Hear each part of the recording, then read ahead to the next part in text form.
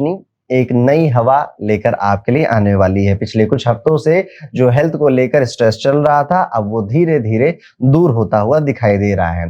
दोस्ती को लेके, फ्रेंडशिप को लेकर थोड़ी टेंशन आपके मन में हो सकती है। शनिदेव पंचम भाव में बैठे हुए हैं, तो प्यार-मोहब्बत में भी थोड़ी लड़ाई वगैरह के सिग्नल यहाँ पर देखने को मिलते हैं। अब वक़्त है उन एक्टिविटीज़ में इन्वॉल्व होने का जो आपको मेंटल सुकून देती हैं। चाहे फिर वो पेंटिंग हो, म्यूज़िक हो या फिर बस एक शांति से पार्क में बैठना या फिर एक छोटी-सी वॉक ही क्यों ना हो। जब दिमाग हल्का होता है, तो ज़िंदगी भी आसान लगती है। फाइनेंशियल फ्रंट पे भी हालात पहले से बेटर होने वाले हैं। इस वीक आप घर के ज़रूरी सामान ले सकते हैं, अपने घर पर थोड़ा खर्चा कर सकते हैं।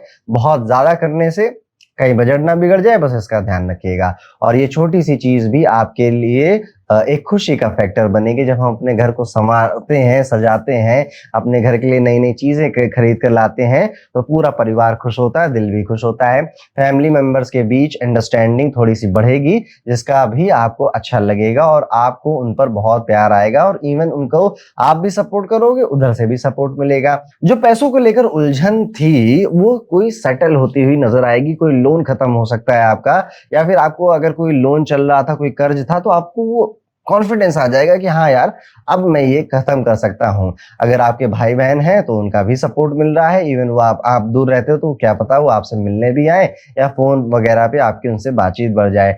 सिबलिंग्स के थ्रू आपको काफ़ी ज़्यादा सपोर्ट भी मिलेगा, इवन उनकी हेल्प भी मिल सकती है। इमोशनल सपोर्ट भी दे सकते हैं वो आपको, और इमोशनल सपोर्ट से लेकर प्रैक्टिकल सॉल्यूशन तक हर लेवल पर आपको ये फ़ील हो जाएगा कि आप अकेले नहीं हो, आपका सपोर्ट करने वाले, साथ देने वाले कई लोग हैं। करियर की बात करें, तो जो लोग कुछ टाइम से डिसअपॉइंट थे, चाहे काम का प्रेशर हो या फिर बिज़नेस में कोई रुकावट हो, आने वाले समय में एक slow but steady positive turn मिल सकता है।